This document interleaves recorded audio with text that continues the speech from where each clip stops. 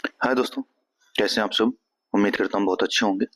जैसा कि आपको पता है, बीपीएससी या ईडीओ को ध्यान में रखते हुए हम मैथ, रीजनिंग, जीएस आदि की प्रैक्टिस कर रहे थे।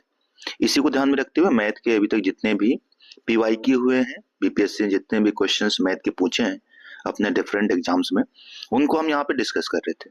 ये चौथा वीडियो है। 3 वीडियो में मैं आपको डिफरेंट सेक्शन दे चुका हूँ। परसेंटेज तक हो चुका था। आज हम प्रॉफिट जो है, प्रॉफिट एंड लॉस जो है, छूट और ये डिस्कस करेंगे। फिर उसका एवरेज डिस्कस करेंगे और इसमें 3-4 सेक्शन को मैं यहाँ पे इस वीडियो में कवर करूंगा। आइए देखते हैं बीपीएससी ने इसमें कितने क्वेश्चन पूछे हैं। करीब 7-8 क्वेश्चन पूछे हैं। तो इस सेक्शन से कुछ से क्वेश्चन उसमें परसेंटेज में कवर हो चुके थे इसी के, तो वो भी देख सकते हैं।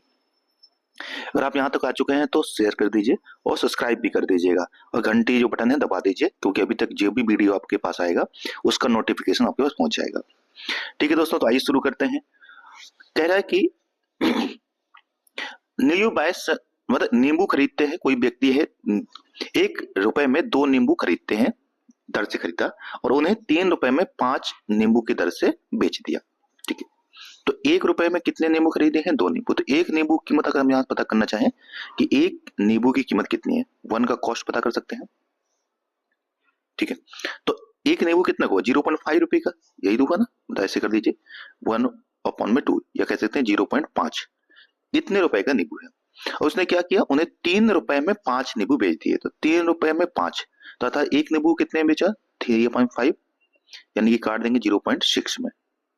ठीक है, यही हुआ। तो प्रॉफिट कितने का हुआ, अब देखिए ध्यान से। तो प्रॉफिट हुआ है 0.1 का, अपॉन क्रय मूल्य कितना है, खरीदा कितने में? 0.5 में, और अप इंटू 100। ये पॉइंट गया, 5 से काट देंगे 20 बार में, यानी 20% का उसको क्या हुआ, फायदा हुआ। Option number B, sorry C H correct. कितने हुआ, क्या रेट था? 2 रुपी, ये मैंने 1 रुपी में, और 5 3 रुपए में। तो उस हिसाब से हमने एक का कीमत पता करके यहाँ से हमारा प्रॉफिट आ गया। ठीक है, नेक्स्ट देखिए। यहाँ से कह रहा है कि एक दुकानदार किसी वस्तु को 10% की छूट देता है जिसका अंकित मूल्य कितना है? 400 रुपए है, यानी 400 रुपए उसमें लिखा हुआ है उसका। एक मिनट, अंग्रेजी में दिखा देते हैं। हाँ, कि उसका जो मार्क्ड प्राइस है वो कितना है? 400 है, उसमें 10% का डिस्काउंट दिया गया है। यदि वह 10% जीएसटी भी देता है, अब उसमें क्या करना है उसने, उसमें 10% के जीएसटी ऐड करेगा।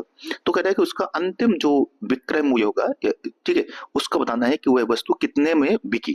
ठीक है, तो देखिए 400 का था, उसमें पर ये उसने 10% डिस्काउंट दिया, तो 90/100। ठीक है, यही हुआ। अब उसके बाद एक 10% जीएसटी, तो 110 अपॉन में 100, यही हुआ ना, सीधी सी बात। ये 2 जीरो से 2 जीरो ये कट गया, और यहाँ से ये कट गया। ठीक है, तो 11/99 ये हो गया, इंटू 4, 4 से गुणा कर दीजिए, तो 4 9 चौके 36। ठीक है, यानी 396 इसका आंसर आ जाएगा, 396। दूसरा, अब मैंने बताया था जब भी आपको ऐसे समझ सकते हैं कि जब भी सेम अमाउंट में बढ़ाया जाए, सेम घटाया जाए, जैसे 10% का डिक्रीज किया, अब फिर 10% बढ़ा दिया, तो ऐसे में हमेशा कितने का नुकसान होता है? हमेशा बताया था ऐसे में 1% का क्या होगा? हानि होगी, फायदा नहीं होगा, हानि। जीरो ना समझिए, हानि होगी। ये मत सोचिए कि उतना ही सेम हो गया, तो 1% का डिक्रीज हो गया। तो अगर 400 का 1% आप पता करेंगे कितना आएगा? 4 रुपए आएगा। तो 400 में से 4 माइनस किए 396, वैसे भी आंसर आ जाएगा। तो ऐसे भी कर सकते हैं। ठीक है, तो याद रखना है। नेक्स्ट देखिए, कह रहे कि 150 रुपए प्रति दर्जन की दर से संतरे बेचने पर शशि को 25% की हानि होती है। यदि 20% का उसको फायदा कमाना है तो उसे किस दर पर बेचने चाहिए? यानी कि अभी 150 रुपए प्रति दर्जन बेच रहे हैं, एक दर्जन की कीमत कितनी है? हम समझते हैं कि 12 दर्जन जो संतरे है, उससे कोई हद नहीं है। तो हमें यहाँ पे अभी कितने में बेच रहा है? 150 में। तो उसको कितने का हानि हो रहा है? 25% का। तो मीन्स कितने की वस्तु होगी, ये पता कर सकते हैं कि उसका एक दर्जन खरीदा कितने में होगा। तो सपोज अगर एक्स में खरीदा है तो एक दर्जन, तो उसको कितने का हानि हो रही है? 25%, यानी 75 अपॉन में 100 में बेचा होगा, तब जाके ये 150 रुपए आया होगा। ये तो है ना, हानि हुआ तो 75 ही तो हुआ। अच्छा, अब इसको उधर क्रॉस कर दीजिए, तो एक्स आ जाएगा यहाँ से कितना, देखो 150 इंटू 100 अपॉन में 75। अब हम प्रॉफिट कितना कमाना है? 20%। तो 20% प्रॉफिट कमाने की क्या चाहिए? अब इसी में ये कीमत आ गई ना, इसमें से 20% 120 अपॉन में 100। डायरेक्ट बताऊंगा अभी, अभी आप ऐसे समझिए। तो ये 100 से 100 कट गया, 25 या 75, 25 चौको 25 पंचे 125, ये हो गया।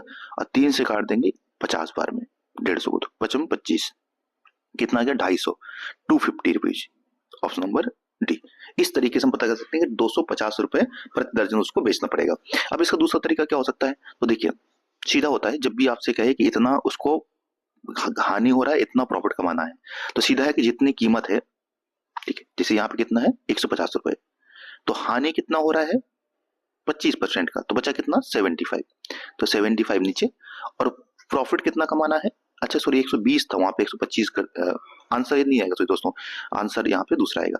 तो 120 है, यानी कितना जाएगा 120 ऊपर कर दीजिए।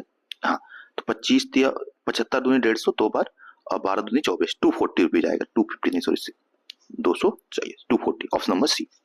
वहां 125 कर दिया था हमने गड़बड़ी से, 125 नहीं होगा, 120 होगा, क्योंकि 20% का ही प्रॉफिट कमाना है। ऐसे सीधे कर दीजिए, सीधा सीधा। नेक्स्ट देखिए, ठीक है, यहाँ पे वही क्वेश्चन दिया है, आप देख सकते हैं, ठीक है। क्वेश्चन नंबर 45 सॉरी 79 करेंगे, 45 नींबू को 40 रुपीज में बेचने पर कह रहे एक आदमी को हानि होती है 20% की, लेन देन में उसको 20% का प्रॉफिट कमाने के लिए उसे 24 रुपए में कितने नींबू बेचने चाहिए, ठीक है।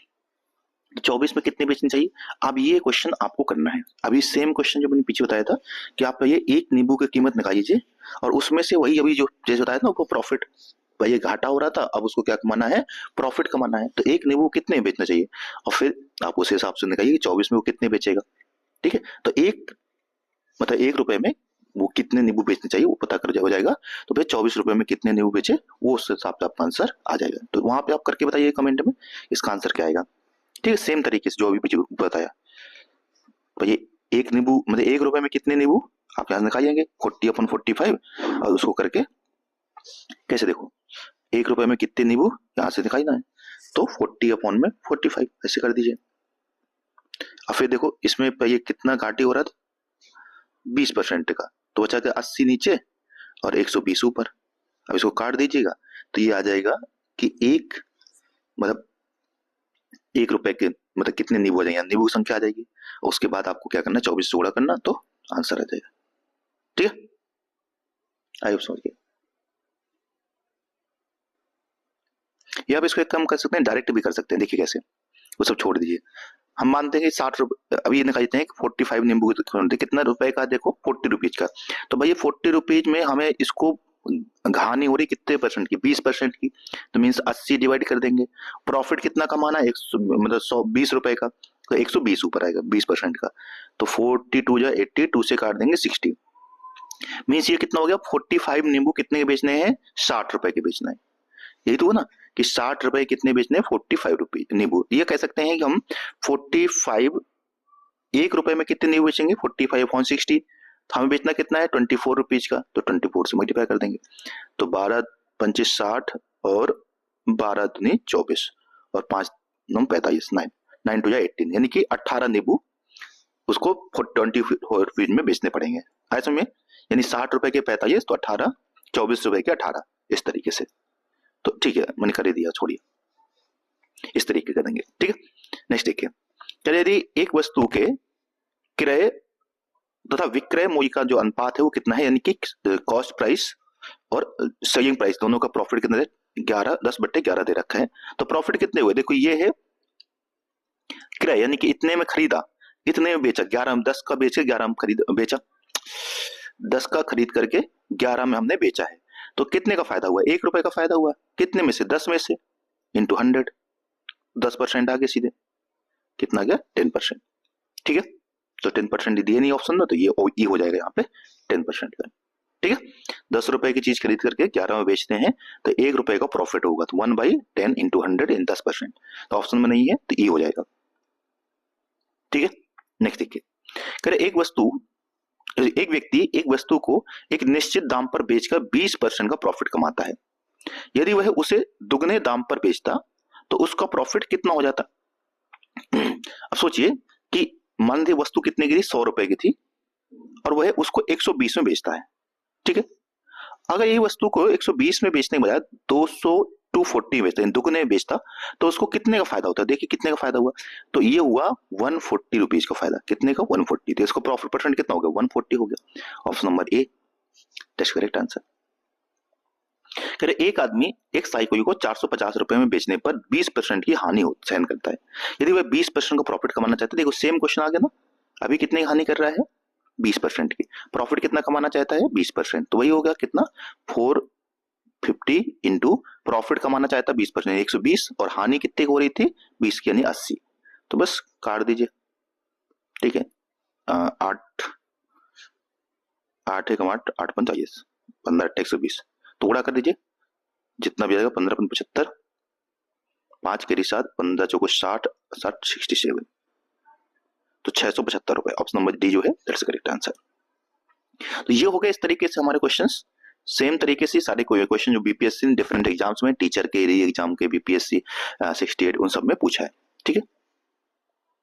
फिर कुछ क्वेश्चन याद ये है, जैसे कि एक वस्तु का क्रय मूल्य x रुपए है, इसे 100% बढ़ाकर अंकित किया जाता है और फिर 30% छूट देने के बाद इसे 420 रुपए में बेचा जाता है, तो x का मान क्या दिया। देखिए अब x रुपए था, इसमें कितना पैसे बढ़ाया गया, 100% बढ़ाया गया, तो 100 को बढ़ाने का अर्थ कितना होगा कि 100 में जब 100 जोड़ेंगे तो कितना आएगा 200/100 इंटू एक्स, यानी कि क्या कह रहे हैं, दुगना एक करके उसने भेज दिया, कितना 2x का, तो वस्तु की कीमत कितनी कर दी उसने 2x, दुगना कर दिया, तभी तो 100 बढ़ेगा ना, तो 2x हो गया। अब 2x में उसने डिस्काउंट कितना दिया 30% का, तो 30% में बचा कितना 70/100, तब जाकर उसने कितने बेचा इसको 420 में बेचा, 420 में, तो ये 0 से 0 कट जाएगा, 7 या 14 और 14 3 या 42, बस क्रॉस कर दीजिए, तो x बराबर ये 0 तो था यहाँ पे, और 10 हो जाए गुणा हो जाए 300, तो वस्तु की कीमत x का मान कितना जाएगा 300, ऑप्शन नंबर ए, ठीक है। करे एक दुकानदार एक घड़ी बेचते समय बिक्री मूल्य पर 15% छूट देता है, यानी कि जितना बेचा उसमें 15% का छूट देगा, ठीक है। यदि वह उस पर 6% डिस्काउंट देता है तो उसे पहले से 15 रुपए कम का फायदा होगा, मतलब पहले जो 5% का डिस्काउंट दे रहा था और अब अगर उसे 1% का और डिस्काउंट देता है तब उसको 15 रुपए का कम फायदा होगा।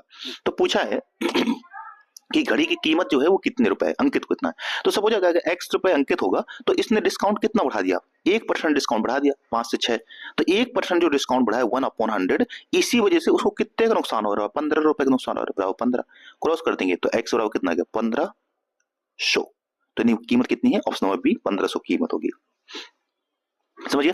कर एक दुकानदार किसी वस्तु को, ये सारे देखिए बीपीएससी के पूछे हुए क्वेश्चंस हैं, तो इसलिए आप इसमें डाउट नहीं कर सकते, बीपीएससी ने डिफरेंट एग्जाम्स में सेम ऐसे ही क्वेश्चन पूछे हैं, तो एईडीओ में भी वो उसका यही टाइप का क्वेश्चन पूछने का तो रहेगा क्राइटेरिया। कर एक दुकानदार किसी वस्तु को 615 रुपए में खरीदता है और उसे 820 में बेचता है, तो प्रॉफिट मुनाफा बताइए, तो ये तो आप बता देंगे, ये तो नहीं बता पाएंगे, सीपी दिया है एसपी दिया माइनस करके रख देंगे, इसको क्वेश्चन को बताइए 86 को कमेंट में। नेक्स्ट देखिए, करे एक साइकिल 16% प्रॉफिट पर बेची जाती है, यदि इसे 100 रुपए अधिक पर बेचा जाता तो उसको 20% का प्रॉफिट होता, ठीक है। तो अब x रुपए की साइकिल होगी तो देखो 4% एक्स्ट्रा बेचा जाता है तो 100 रुपए का फायदा हो रहा है, तो 4% 4/100 बराबर कर देंगे 100, तो ये कर जाएगा 4 से 25 बार में, और 25 क्रॉस करेंगे कितना 2500 रुपए, तो option number see that's the correct answer. करे एक फर्नीचर विक्रेता को 30 कुर्सियों के बेचने पर 6 कुर्सियों के विक्रय मूल्य के बराबर प्रॉफिट हो रहा है, कितना प्रॉफिट हो रहा है कि 6 कुर्सियों के बेचने के बराबर को प्रॉफिट हो रहा है, तो उसकी प्रतिशत हानि कितनी होगी, ठीक है। सो अच्छा हानि हो रही है 6 कुर्सियों के बेचने के बराबर हानि हो रही है, ठीक है।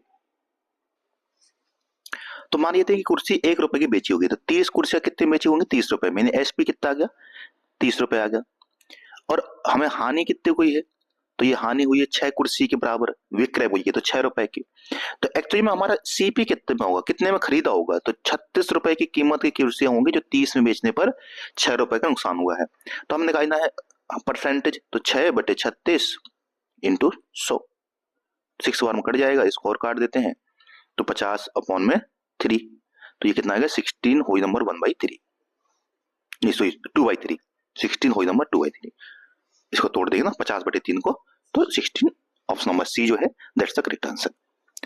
ठीक है दोस्तों, तो ये हो गया हमारे जितने भी क्वेश्चंस पूछे गए थे प्रॉफिट एंड लॉस के, तो वो हमने कर दिया, डिस्काउंट के भी। अब यहाँ से हमारा जो टॉपिक है वो है शुरू होता है एवरेज का, औसत। ठीक है, अब यहां से देखिए एवरेज।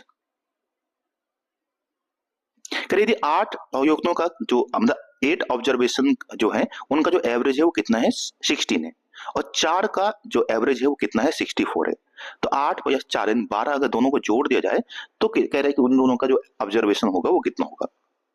तो सीधी बात है कि अगर इनका टोटल पता करें 16 का तो कितना आएगा 128 आएगा। ठीक है, और वहीं 4 का गुणा करेंगे 64 से तो कितना आएगा 4 4 16 और 4 24 और 125 256, और नीचे कितना हो गया 12। आप हम दोनों को जोड़ दीजिएगा।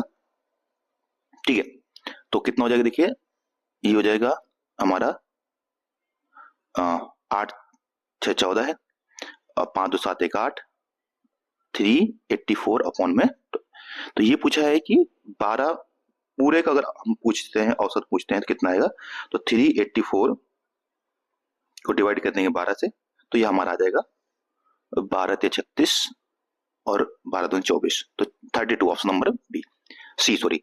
इस तरीके से इसका आंसर हो जाएगा। समझ में ना, औसत क्या होता है योग बटे संख्या है, तो इसका 8 का योग कितना होगा 128 और 4 का 64 के हिसाब से कितना होगा 256, जोड़ दिया 384 और नीचे 12 से भाग दे दिया तो हमारा एवरेज यानी कि औसत आ गया। यदि m संख्याओं का औसत n स्क्वायर है और n संख्याओं का औसत m स्क्वायर है, ये सेम क्वेश्चन नहीं हुआ क्या। देखिए इसका इससे गुणा करेंगे तो m n स्क्वायर और n का m से करेंगे तो प्लस n m स्क्वायर, और नीचे दोनों को जोड़ेंगे तो m प्लस n। यही तो हुआ ऊपर जो क्वेश्चन आया था। अब आप देखें तो अगर ऊपर से भी mn नीचे ऊपर यहां से भी mn का कॉमन आ सकता है m और n का, तो यहां से m बाहर आ गया सिर्फ एक n बच जाएगा, और यहां से सिर्फ n आ गया एक m बच जाएगा, और नीचे भी तो m प्लस n ही है। तो देखो ये सेम टू सेम कट गया, बचा के सिर्फ mn बच गया, तो ऑप्शन नंबर जो सी है दैट्स द करेक्ट आंसर कि mn सिर्फ बच जाएगा। ठीक है, समझिए ना, तो इस तरीके से। अब नेक्स्ट देखिए दोस्तों, करें एक परिवार में एक पिता एक माता की औसत आयु कितना है 36 वर्ष है। पिता माता व उनकी एक बेटी की आयु जो है वो 28 वर्ष है। ठीक है, तो पूछा है कि बेटी की आयु कितनी है, हमसे सीधा पूछा है। एक तो तरीका ये यहाँ पर ये दो लोगों की आयु कितनी है, माता और पिता की आयु कितनी है 36, तो दोनों कितना होगा 72, अगर 2 से गुणा कर देंगे। अब 3 की कितनी आयु है 28 वर्ष, माता पिता तो उसका टोटल कितना होगा 2 8 16 और 2 2 4 1 5 56। ठीक, 3 से करना ना, एक मिनट, 3 8 24 4 कैरी कितना 2, 3 2 6 और 6 2 84। तो तीनों का आयु कितनी है 84 और माता पिता दोनों कितनी है 72, तो 72 से माइनस कर दीजिए, बेटी को मरा जाएगी। माता पिता की हटा देंगे तीनों में से, तो यहाँ से कितना 2 और ये 1, तो इनकी बेटी जो है वो 12 वर्ष की है। ऑप्शन नंबर बी जो है दैट्स द करेक्ट आंसर। ठीक है, आयु समझ गए होंगे। करें 4 बहनों की औसत आयु 7 वर्ष है, यदि माँ का आयु जोड़ दें तो 6 वर्ष बढ़ जाता है। तो भाई ऐसे कर सकते हो, 4 बहनें 4 7 28 की होंगी दोनों बहनें, चारों बहनें। माँ अब आगे तो 5 हो गए, 4 बहनें और 5 वो, तो 5, और अब आयु कितनी हो जाएगी, 7 में से 6 बढ़ा दो, ठीक है, तो 13, तो 13 बना 65, तो 65 ईयर हो गए। तो मदर की आयु पता करना है, चारों बहनों की आयु माइनस कर दीजिए 28 में से, तो ये होगा 15, तो ये बचेगा 7 और यहाँ से बचेगा ये हो गया 5, 5 में से 2 गए 3, तो 37 ईयर की मदर की एज कितनी है 37 ईयर। ऑप्शन नंबर जो सी है दैट्स द करेक्ट आंसर। ठीक है दोस्तों, तो थोड़ा सा ऐसे करना है, वही है करें कि किसी वस्तु की कीमत जो है 1995 से 1996 तक 5% तथा 96 से 97 तक 8% और 97 से 98 तक 77% बढ़ जाती है। तो सन 1995 से 1998 तक औसत इंक्रीमेंट कितना हुआ है, यानी कि वस्तु की कीमत में एवरेज कितना इंक्रीज हुआ है। देखिए पहले एक वर्ष में कितना बढ़ा है 1995 से 1996 तक बढ़ा है 5%। ठीक, फिर 96 से 97 एक वर्ष में कितना बढ़ा है 8%, और फिर 97 से 98 तक कितना बढ़ा है 77। ठीक है, तो हमसे पूछा है कि तीनों का एवरेज इंक्रीमेंट कितना हुआ है, ये हमें बताना पड़ेगा। ठीक है, तो इसका कमेंट में आप बताइए इसका आंसर क्या होगा। ठीक है, नेक्स्ट देखिए कि प्रथम 10 अभाज्य संख्याओं का औसत कितना होगा।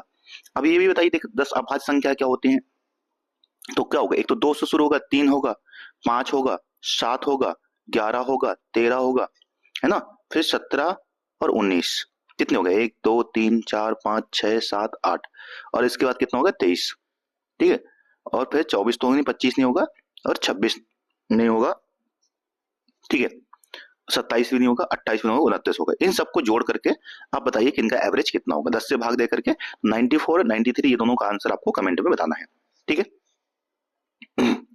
नेक्स्ट देखिए, ये क्वेश्चन देखो यहाँ पे, कह रहे कि सोमवार मंगलवार बुधवार का तापमान जो है वो कितना है, कह रहा है कि उसका 42 डिग्री था, ठीक है, वही मंगलवार बुधवार बृहस्पतिवार का तापमान जो है 43 डिग्री है, और बृहस्पतिवार का तापमान ये, तो तीन दिनों का तापमान कितना है 42, तो 3 से गुणा कर दीजिए, 3 दूनी 6 3 चौके 12, 126 डिग्री हो गया।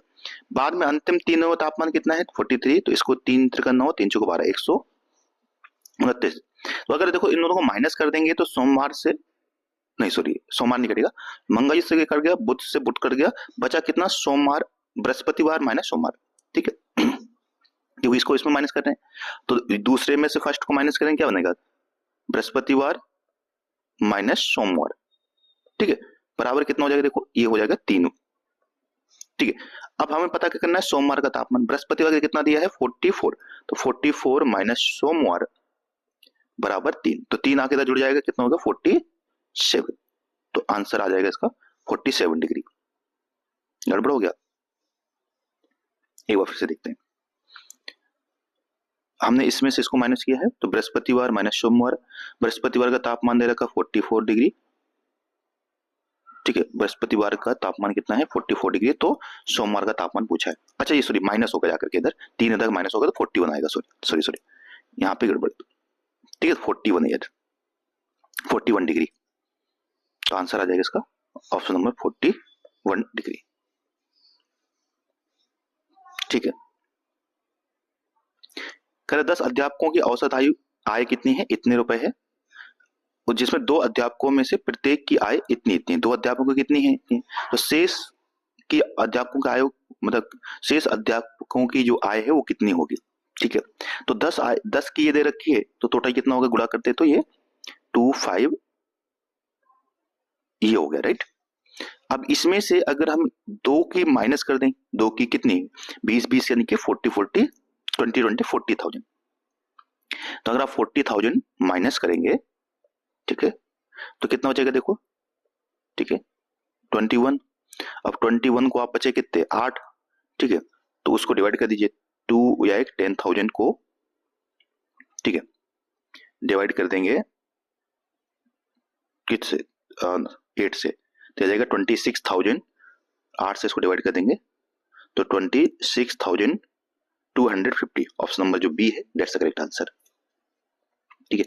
11 क्रमागत संख्याओं का योग कितना है, ये 20 है, तो माध्य क्या होगा, तो जैसी बात है कि इसको 11 से भाग दे दीजिए, योग दे रखा है, सम दे रखा है, 11 संख्या है तो 11 से भाग देंगे, माध्य मैंने मीन ही होता है, यानी औसत ही होता है, एवरेज ही होता है, ठीक है, यहाँ देखिए, तो 11 दूनी 22 यानी कि 20 आ जाएगा ऑप्शन नंबर, ठीक है।